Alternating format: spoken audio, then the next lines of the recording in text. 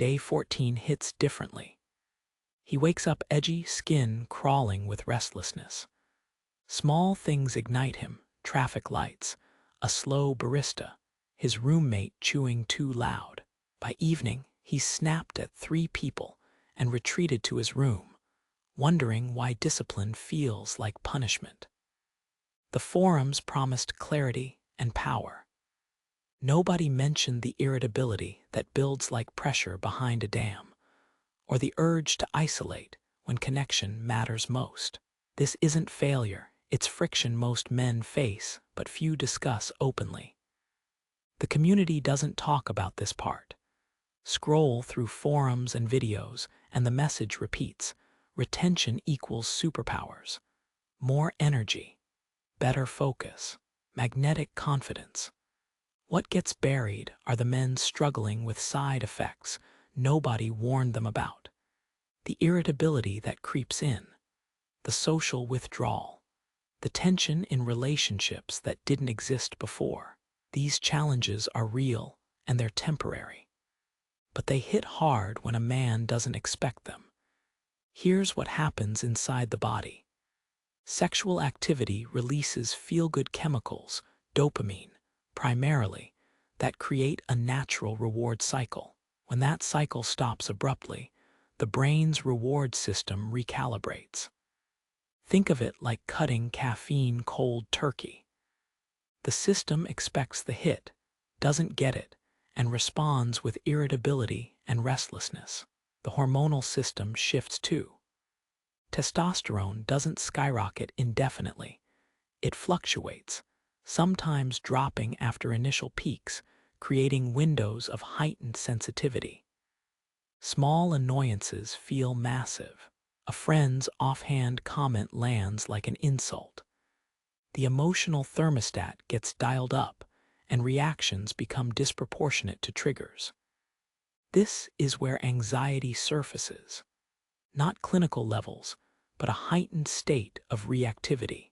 Men report obsessing over the practice itself, counting days, fearing relapse, monitoring every physical sensation for signs of progress or failure. The practice becomes a mental burden rather than a tool.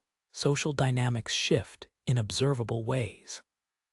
A man practicing retention might withdraw from social events where temptation lurks: parties, dating scenarios, even casual hangouts. The fear of breaking the streak overrides the value of connection. He becomes hyper-aware of sexual cues in everyday interactions, interpreting friendly behavior as threats to his discipline. This hypervigilance exhausts the social brain, making normal interactions feel draining. Relationships take a hit. Partners notice the distance. Libido mismatches create tension. One person wants intimacy, the other is locked into a practice that forbids release. Without open communication, resentment builds on both sides. The practitioner feels misunderstood. The partner feels rejected. What started as self-improvement becomes a wedge.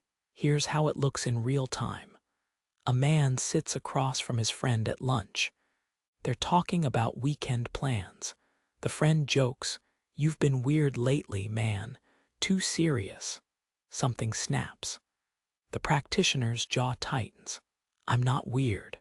Maybe you just can't handle someone trying to improve themselves." The words come out sharp, defensive.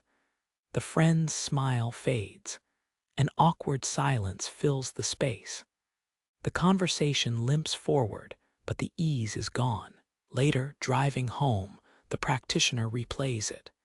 He knows he overreacted, but in the moment, the comment felt like an attack on his entire identity.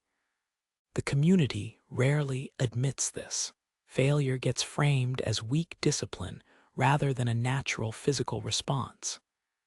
Men suffer in isolation, convinced the problem is personal rather than predictable. The truth is simpler.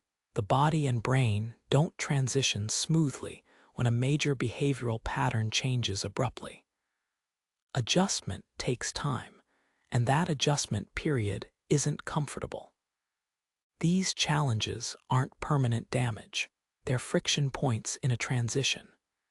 The anxiety, the social strain, the relationship tension, all of it can be managed with the right approach. But first, a man has to recognize that struggling doesn't mean he's doing it wrong. It means he's human, navigating a practice that demands more than willpower alone. The problems aren't permanent. They're signals that the approach needs adjustment. The anxiety, the social withdrawal, the relationship friction, all of it can be managed with specific tactics that address the root causes instead of just pushing through. Start with the nervous system. When irritability spikes, the stress alarm in the brain fires constantly. The body stays in fight or flight mode, interpreting neutral interactions as threats. Mindfulness practices calm this response. A man sits for 5 minutes, focuses on breath, and notices thoughts without judgment. The practice rewires stress pathways, teaching the brain to distinguish real threats from imagined ones. Physical movement works even faster. Exercise floods the system with natural feel-good chemicals, replacing the dopamine gap left by abstinence. Heavy lifting, sprints, or martial arts create a controlled stress response that discharges built-up tension. The hormonal system balances itself through consistent output. Men who add structured exercise during retention report fewer mood swings and better emotional regulation. The body finds a new reward cycle that doesn't depend on sexual release. Social engagement prevents the isolation spiral. The key is scheduling activities before the urge to withdraw takes over.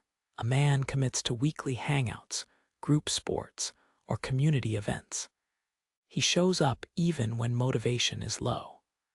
Regular interaction buffers against anxiety and low moods. The social brain stays active, preventing the hypervigilance that turns every conversation into a minefield. Relationships require direct communication. Assumptions breed resentment. A partner doesn't understand retention unless the practitioner explains it, not just the practice, but the challenges it brings. Couples who discuss boundaries, expectations, and compromise report higher satisfaction rates. The conversation might feel uncomfortable, but silence guarantees confusion. Here's what that looks like. A man sits on the couch with his partner. They've been distant for weeks. He takes a breath and starts. "I need to talk about something that's been affecting us." She puts her phone down, sensing the shift. "I've been practicing retention, and it's making me edgy. I snap at small things. I know you felt it." Her shoulders relax slightly, validation that she's not imagining the tension. "I don't want this to hurt us. Can we figure out how to navigate this together?" She nods. They talk through boundaries, what support looks like, how to check in when stress builds. The conversation doesn't fix everything instantly, but the distance shrinks. Understanding replaces resentment.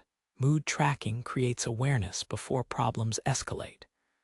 A man keeps a simple journal, energy levels, irritability, social interactions. Patterns emerge. He notices irritability peaks around day 10 or after poor sleep. Armed with this data, he adjusts. He schedules demanding conversations when calm, not when the nervous system is already strained. He builds in extra recovery time after stressful events. Awareness precedes control. Prevention beats damage control. A man starting retention should expect adjustment friction, not superpower arrival. He sets realistic timelines, gives himself permission to struggle, and builds support systems before challenges hit. He diversifies his identity beyond the practice, so a single relapse doesn't trigger identity collapse. He maintains hobbies, friendships, and routines unrelated to retention. Balance prevents obsession. The practice can work, but only when a man recognizes that willpower alone isn't enough. The body needs outlets. The mind needs techniques. Relationships need honesty. When these pieces align, retention becomes sustainable instead of self-sabotaging. The dark side doesn't disappear. It just becomes manageable, predictable, and far less isolating than the community suggests. This week, try this. Schedule one physical outlet before restlessness peaks. Heavy lifting, sprints, anything demanding. Track your mood daily. Note patterns between exercise, irritability, and social ease. When tension rises with your partner, pause and name it honestly. I'm edgy today, and I don't want that affecting us. Drop your biggest retention challenge in the comments. Hit like if these tactics resonated. Subscribe for weekly strategies that work with your biology, not against it. Your practice thrives when systems support discipline, not willpower alone.